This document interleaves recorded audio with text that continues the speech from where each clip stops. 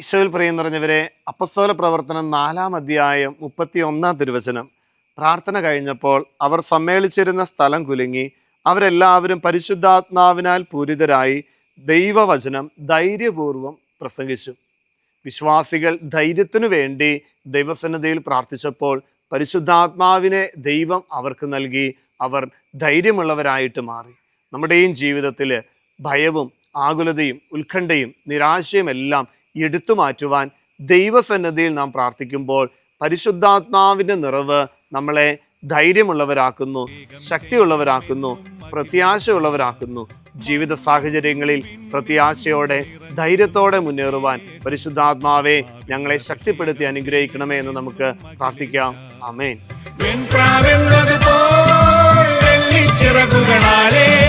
പറന്നിറങ്ങണമേ പരിശുദ്ധാത്മാ.